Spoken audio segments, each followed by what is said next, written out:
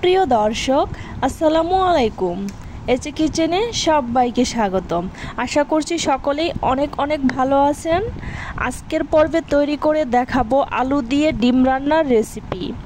এই ডিমের রেসিপিটা আমি একদম অন্যরকম স্বাদে রান্না করব। এভাবে আলু দিয়ে ডিম রান্না করলে খেতে কিন্তু দারুণ লাগে। তো চলুন রেসিপিটি দেখে নিচ্ছি। প্রথমে 1/4 কাপ সরিষার তেল দিয়ে দিচ্ছি। এখন এখানে দিয়ে দিচ্ছি 1/4 চামচ করে হলুদ, মরিচ, লবণ। একটু নেড়ে চেড়ে মিশিয়ে নিচ্ছি তেলের সাথে। চুলার আঁচটা মিডিয়ামের চেয়ে একটু কম আছে। মিশানো হয়ে গেছে। আমি এখানে 3টা ডিম সিদ্ধ করে এভাবে 2 ভাগ করে কেটে নিয়েছি। এখন এই ডিমগুলো তেলে দিয়ে দিব। ডিমটা এভাবে দিতে হবে।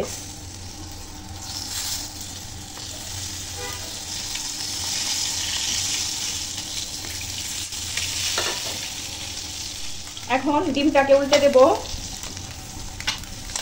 ডিমটাকে এভাবে উল্টে পাল্টে ডিমটাকে লাল লাল করে ভেজে নেব। ডিমটা ভাজা হয়ে গেছে, এখন আমি তুলে নেব।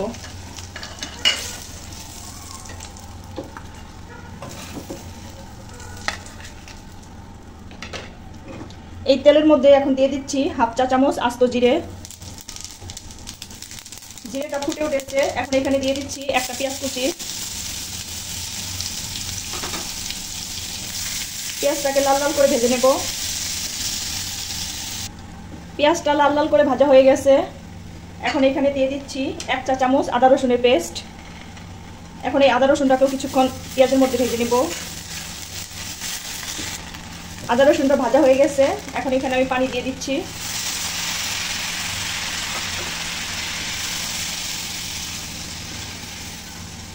এখানে মশলা অ্যাড করব।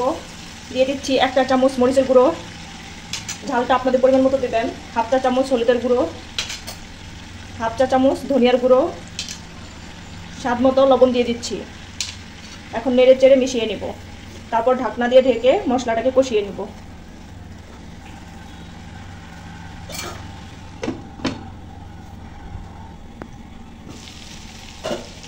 এই তো মশলাটা কষানো হয়ে গেছে।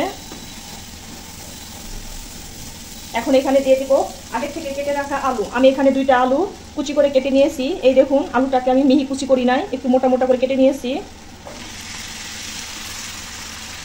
আমি এখানে 2টা আলু দিয়েছি, আপনারা আপনাদের পরিমাণ মতো বাড়িয়ে কমিয়ে নিতে পারবেন।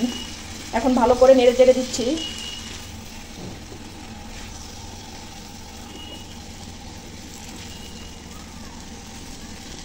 ভালো করে নেড়ে চেড়ে নেওয়া হয়ে গেছে। এখন চুলার আঁচটা একদম কমিয়ে ঢাকনা দিয়ে ঢেকে আলুটাকে কষিয়ে নেব।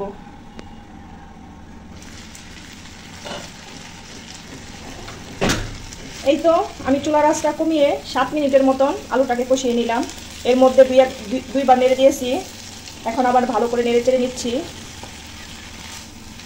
এই 7 মিনিট কষানোতেই দেখুন আলুটা এই দেখুন সিদ্ধ হয়ে গেছে।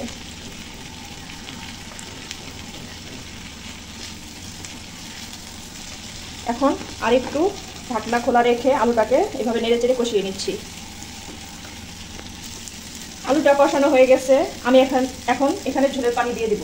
যে যেমন ঝোল খাবেন সে ততটা পানি দিয়ে দিবেন, মানে সেই অনুযায়ী পানি দিয়ে দিবেন। আমি এখানে 2 কাপ পানি দিয়ে দিচ্ছি। মেজারমেন্ট কাপে 2 কাপ পানি দিয়ে দিলাম। এখন ভালো করে নেড়ে চেড়ে ঢাকনা দিয়ে ঢেকে চুলার আঁচটা বাড়িয়ে বলক তুলে নেব।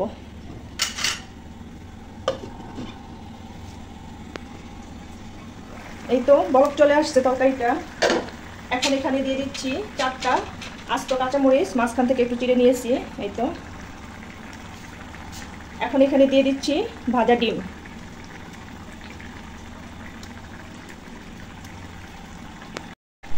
এখন একটু নেড়ে চেড়ে নিচ্ছি।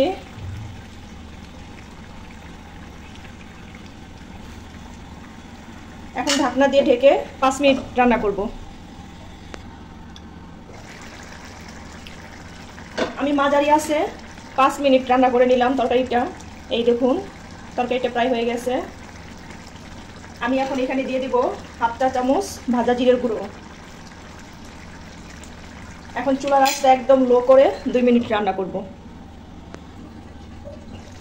এই তো 2 মিনিট রান্না করার পর এখন আমি তরকারিটা চুলা থেকে নামিয়ে নেব। এরকমই ঝোল রাখবো, কারণ ঠান্ডা হওয়ার পর ঝোলটা আরও কিছুটা টেনে নেবে। তো আমি এখন আপনাদেরকে পরিবেশন করে দেখাচ্ছি। তৈরি হয়ে গেল ডিম আলুর রেসিপি।